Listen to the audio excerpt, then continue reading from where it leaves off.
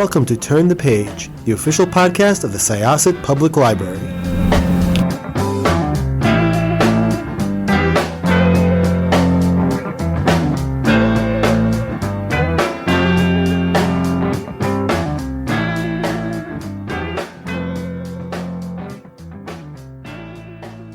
Hello, everyone. Welcome back to Turn the Page. I'm your host, Jen, and I am joined by a fantastic writer, historian, journalist, wears many hats, podcaster even, so many great things. They were here 2 years ago to talk about an absolutely fantastic book called American Sherlock, and back today to talk about a just as fascinating, just as beautiful book, and I am so excited. So welcome. Could I ask you to introduce yourself and your book, please? Sure. I'm Kate Winkler Dawson, and I wrote a book called The Sinners All Bow. It is, as I said, just absolutely fascinating. Right before we started recording, I was talking about how like this just really dominated my weekend, and I am just the story is absolutely mind-blowing, fascinating, and it feels so much of its time, but also so relevant. So before we get into it too much, as I said, you were here 2 years ago to talk about American Sherlock. Could you talk about what the inception point for this project was? What kind of sucked you into Sarah Cornell's story? Well, I actually had a suggestion from a listener to look into a story called the Haystack Murders. And I looked into it and I looked at the wrong one. So I found the story about Sarah Maria Cornell, who is a woman on December 20th of 1832, died on a haystack pole, hanging from a haystack pole, and she was discovered the next morning. And so that had been nicknamed the Haystack Murders, but the listener was actually talking about a totally different story that was in the Midwest about 50 years later.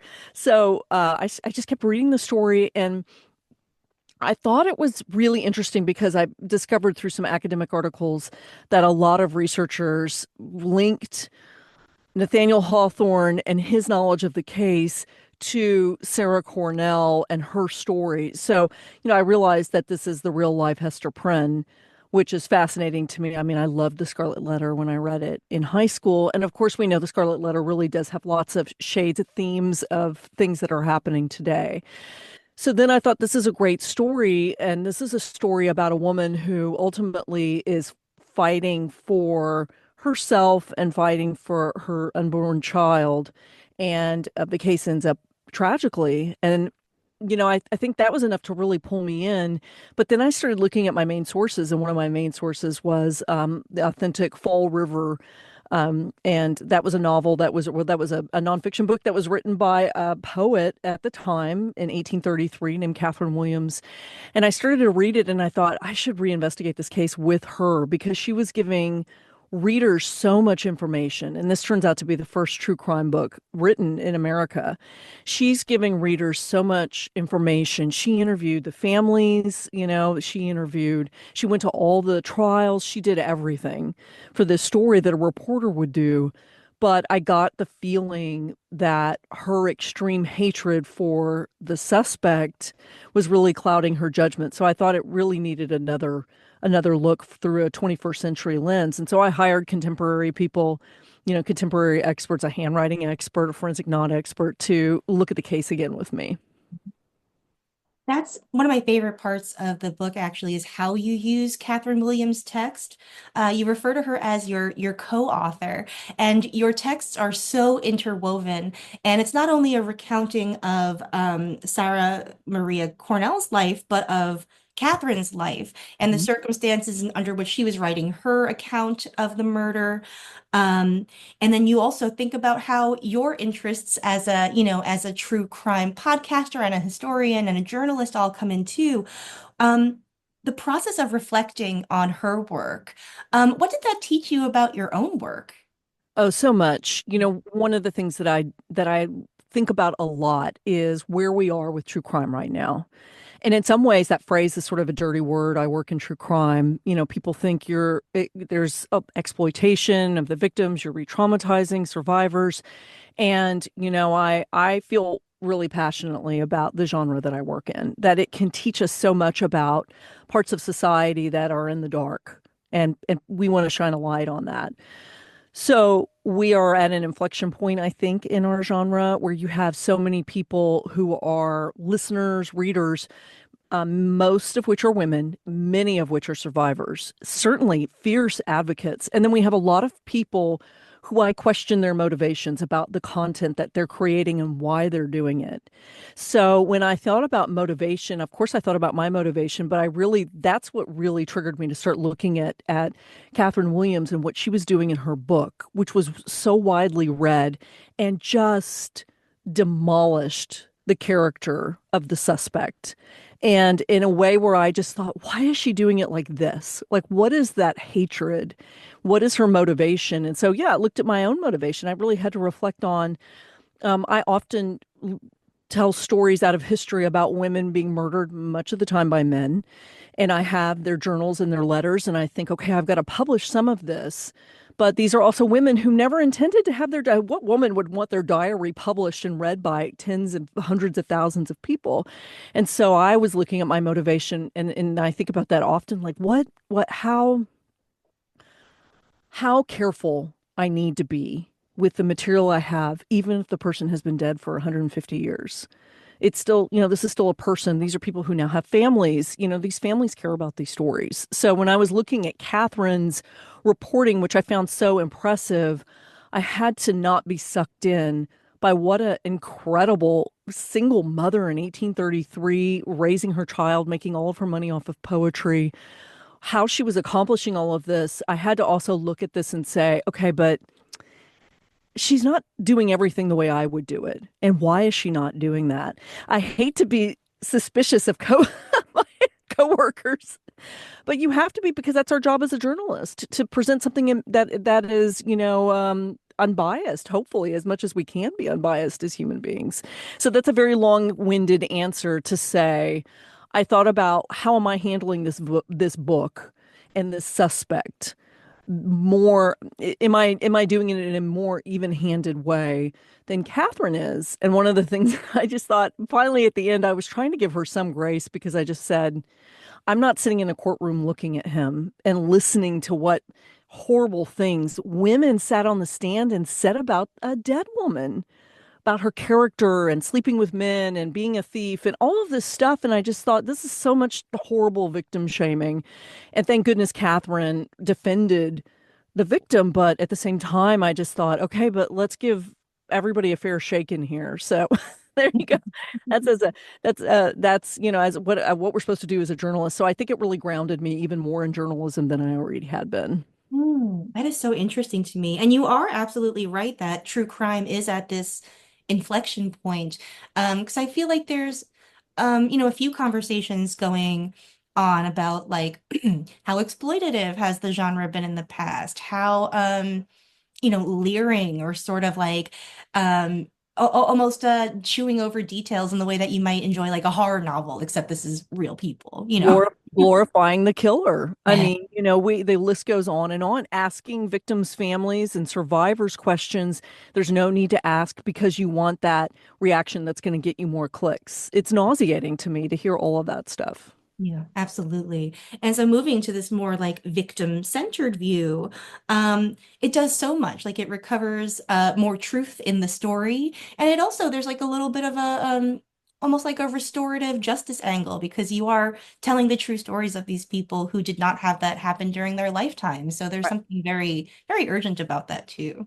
Yeah, I feel like it's important to reframe a lot of things. I work primarily in history. My my favorite phrase is the deader the better. I don't like working with live people. I really like old cases and kind of bringing those people back so that you can understand that Sarah Maria Cornell is not specific to her time period. There are women just like her right now who are in danger right now. And I think that when I was writing the book, I was really trying to think about the purpose behind it, what I'm telling about her.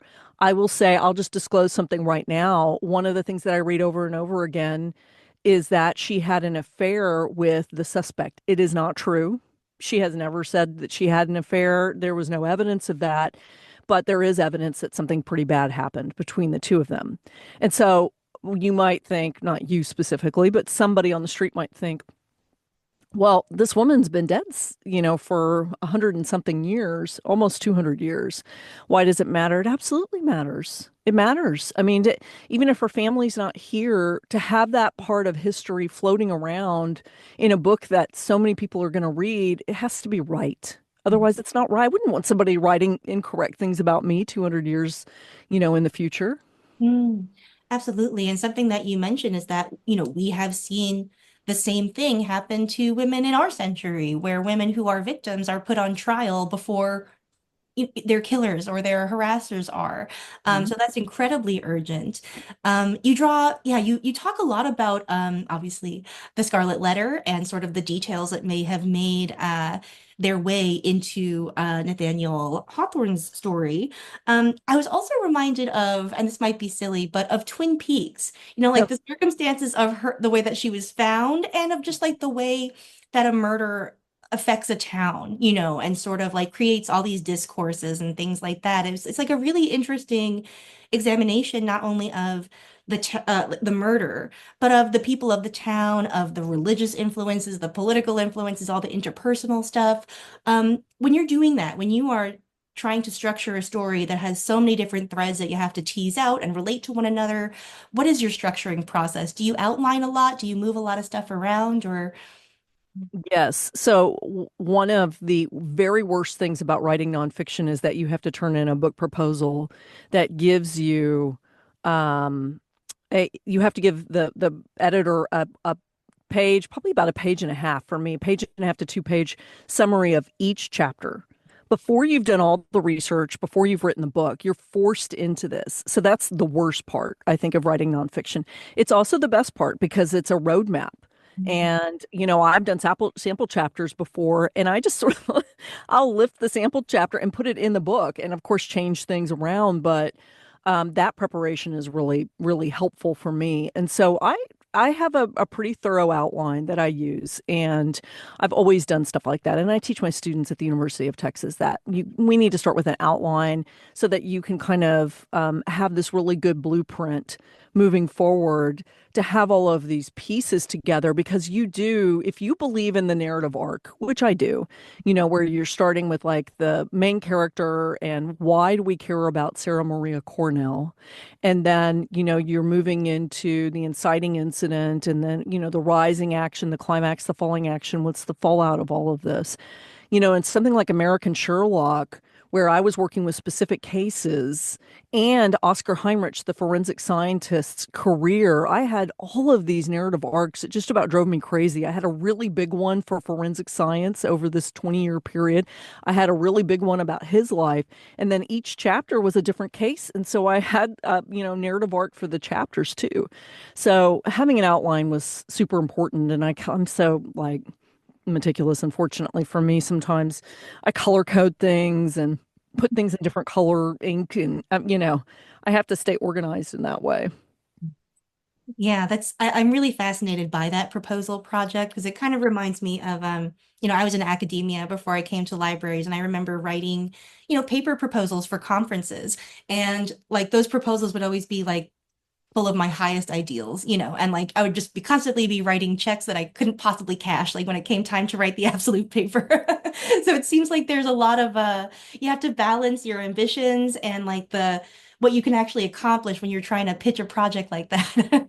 Well, I learned a long time ago I can't make false promises, and I have friends who are authors who will basically do anything they can to sell the book. And then, you're left with this list of promises that you can't possibly fulfill. You're not going to go to 30 different countries in a year, to try to accomplish a book where you didn't make hardly any money on the advance. So you have to be realistic. What that means for me is you have to just take a chance, and you have to do as much research before you sell the project as possible. And that's hard to do. I think at the beginning, as a writer, at the beginning of your career, is to commit all of this on something that is purely speculative. I am lucky. I'm with Michelle Howery. I'm lucky because of that. But I'm with her at Putnam, and she's an incredible editor. And she's been with me on all of my books, this fourth book. And I can now kind of just have a Zoom with Michelle and with my literary agent, Jessica Pippen, and I'll say, here's my idea. And if I'm in New York, we'll have like a 3 hour lunch and we'll hash it out. So I already know beforehand whether or not she's going to buy the book. And then I know I can really put in as much as I can into that proposal. But at the beginning, it was really nerve-wracking. I wrote 5 book proposals before I sold the sixth books, before the sixth proposal worked. So I always say, like, I wrote a whole book worth of book proposals at that point, and it's hard at the beginning.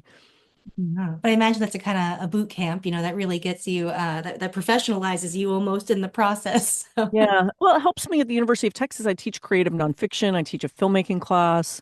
I teach a true crime documentary class. And I feel like um, I have the authority to tell them these are winning ideas. I know enough. I have been rejected enough, and I have been sort of told by my agents and my editors, well, this is what matters. Why do people want to read this book right now? Why do people care about Sarah Cornell? What is her story that resonates with readers today? And if I can't articulate that, if my students can't about their stories, it's not going to work. It won't sell. It won't go anywhere. So that's been a huge life lesson for me, and it's something I can pass on to students. great. And it's very multifaceted information because that does address like marketing concerns, but also like it concerns the structure of your story and how Oh, sound it is. So yeah. yeah. Absolutely fascinating.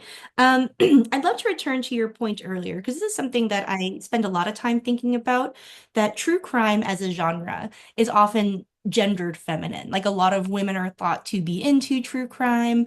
Lots of the writers are, a lot of the victims are in the stories that are, turned over. What do you think drives that? And do you think it's similar to what you think was driving Catherine Williams as she was writing Fall River? I think, okay, so the standard answer that I read about why women, and I think the estimate is somewhere between 70 to 80% of people who consume true crime are women. That tallies with the feedback I get from my own listeners on my shows. It's mostly women, and their educational background runs across the board. And so I think that, we have people who, when they look at true crime, I think the standard answer by particularly men, I would say, when they're asked the question, why do women like true crime so much? Oh, they like to protect themselves. They need to learn. They pick up on tips, blah, blah. To me, that's BS. Total BS. I don't watch true crime because true crime reminds me once again I should not walk across a dark, parking lot at night without a weapon or without, I mean, being unaware. I know that. I've known that my whole life. Women don't really need to know red flags. Some people might be interested in that, but I think women like a puzzle. I think they love a mystery.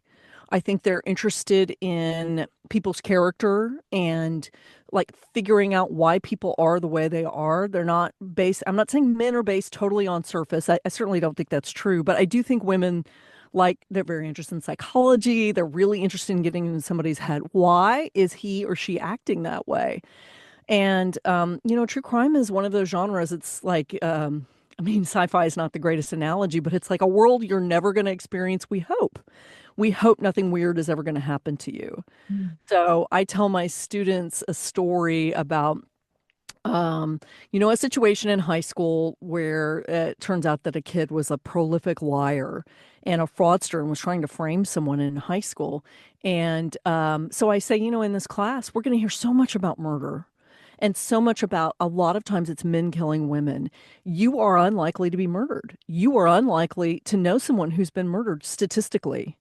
But you are very likely to run into somebody who is going to manipulate you or steal your identity or lie to you to be disingenuous with you. And that's true crime for me. And I do think women pick up on that. It's sort of like I think they want to help solve something. I think they want to show their smarts a little bit. I'm big on atmosphere. That's why I love the 1800s. I love gas lamps and fog and, like people dressed in all black with top hats. And so I think there's a lot of atmosphere there that they appreciate. But we like a good story. And true crime is a beginning, middle, end. That's, I mean, you've got characters, somebody changes by the end of the story.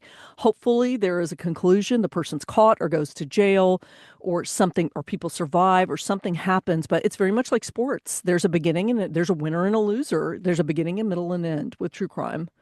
That is a fascinating observation, and it makes me wonder if like that's why procedurals are as popular as sports, because like an investigation suggests a narrative arc, that you can do in 37 minutes or whatever it is, for an average episode length. And I can't stand unsolved cases. I'm glad people, I mean, my co-host on Buried Bones, Paul Holes, who is a forensic investigator, active one now, he loves those are what that he wants to solve those. I don't want to hear about those. It drives me crazy not knowing who the person is. So I do like a good procedural. I like things to be wrapped up for better or for worse, whatever it is. I like things to be wrapped up by the end. Absolutely. Huh. I'm also like drawn to the 19th century, for these types of stories too, because there's something so fascinating about like a little bit of historical irony for us that they didn't know about is that like they were about to be in a world where they would develop the tools in order to investigate these crimes in a totally different way with higher success rates and what have you. But the fact that they are doing so with the best that they have at the time while also providing such like comprehensive documentation that might not have existed in earlier time periods, it really makes it like a kind of sweet spot for like investigating something that feels like our society but isn't quite yet, if that makes sense. Yeah. Absolutely. And I think that you see that in this case. One of the big pieces of key evidence in 1832, or when they were really investigating was 1833, was when Sarah Cornell was found hanging from a haystack pole. They were examining the different knots. There's a square knot at the top of the pole where the rope was tied, and then there is what's called a clove hitch knot. And what was aggravating to me was the prosecutor and Catherine, everybody saying it is impossible for her to have tied that knot herself. And there is no way, it must have been the suspect who did it. It's impossible. And that's one of the reasons why he was charged. That's, I mean, all of that. I'm not going to comment right now on whether I thought the suspect was guilty or innocent, but when I then talked to a forensic non-expert as well as Paul Holes, they both said, of course it's possible, you know? And so when you have that, it drives me crazy when I hear that definitive, there is just no way that this would ever have happened. Like when I hear people say he would have never killed someone over $25. You don't know that. You don't know what people are capable of in that moment, in that mindset, in that situation. For you to be able to say that would never happen, I don't know if I've ever said that. I don't think I've ever said that could never happen. I'm not surprised by anything about what people do. And I think that's sort of like the preview of really them trying their best to figure things out based on the size of the fetus, and trying to get when she was pregnant and, based on alibis and all of that stuff. I was pretty impressed. I'm not sure all of that would have been admitted today, probably not, but they would have had so many more tools. I mean, the witnesses that were gathered, just, and Catherine interviewed all of these people, which was just impressive. I had never really read an in-depth investigation, a book, certainly from that time period from 1832. And she just did an outstanding job. I just didn't trust her. Still don't really trust her to be thoroughly, I think she was thorough, but I think she was biased. And that's problematic for a journalist. And we Absolutely. see so much of that today. I mean, we just see journalists who are motivated by, it's not even journalists, it's content creators that are just motivated by the wrong thing. You Yeah. have to know why somebody is motivated. I tell my students that all the time. Listen to what they're doing. Are they victim shaming? Are they blaming her for being murdered because her skirt was too short? Like you have to, and you hear that crap. Today, you hear it all over the place. So anyway, end of rant for me. It's a good rant, an irrelevant rant. And there's just so, the book is written so sensitively, but with such a sort of clear-eyed view of the actors involved and of the times and like the strengths of their society as well as the weaknesses and the biases that would have existed. And it's really very like just stunning. So thank you so much for sharing it with me and with our listeners. Yeah, I can't wait to recommend it to everybody. I really appreciate it. I always knew that, these contemporary authors like Poe and Edgar Allan Poe and Nathaniel Hawthorne, these were people who got inspiration, if you want to call it that, from newspapers. And for Nathaniel Hawthorne to be aware of this case and recognize how disgusting it was, the way that she was treated, and why she needed defenders, and to be able to then craft what is widely considered to be one of the greatest top 5 novels ever written based on this one humble woman, this factory worker. Her story was pretty incredible. So that should tell you a lot about Sarah Maria Cornell as a person. She was so much more well known dead as she ever was alive, which is just part of the tragedy of working in this genre in true crime. Yeah, absolutely. And for women of that time too, it seems like that was the first time you had a lot of women who were moving out into the world on their own, single, living away from their parents, working, being sort of itinerant everywhere. So you learn so much about the time period. And I think it's like a really good mark of not just a work of history, but a work of journalism, that you can take what seems like a very specific story grounded in a particular place and time and like show all the ways in which it is relevant to the world that we live in. So thank you again. I think that I say this often, that the reason people killed each other 300, 500, thousands of years ago is the exact same reason it happens now. The emotions are no different. Jealousy, fear, lust, whatever the list is. The weapons might be different. The modes of communication are different, but the people are no different. The family annihilator from 3 years ago is the same as John List in the 60s and Eugene Burt in Austin, Texas in 1892. They're all the same people. It's just a different time period. We can learn a lot from these stories. What is your next story? Do you know what you're working on next? I am writing a mystery thriller novel, Oh, that's exciting. which is sort of like the backbone is based on a very big true crime story that no one's ever heard of. I'm 99% sure. And it's a different challenge. It really is. I mean, you look at it and you're having to make up dialogue and make it sound realistic, but you can just put your characters anywhere. It's a different type of, you were only restricted by your imagination when you write novels, which is terrifying to me to figure out how good my imagination really is, versus true crime where you get what you get and you don't throw a fit. I mean, these are your resources. You go to your local library and oh my gosh, here's everything here, and but then that's it. You're not going to make anything up. So it's a pretty big difference, but it's great. Great. Well, Godspeed. Good luck. And I hope I might be in touch to read that novel and chat to you about that. So You got it. I love them. I love my libraries. So yes, absolutely. awesome. Okay, listeners, it's now on you. Please check out The Sinners All Bow, 2 authors, one murder, and the real Hester Prynne. It is a perfect holiday gift for the true crime or history lover in your life. I think it is just such an interesting story with so much appeal to so many. So yeah, thank you for joining us once again. It is now time to close this chapter. It's time to close this chapter of Turn the Page. Join us for the next episode.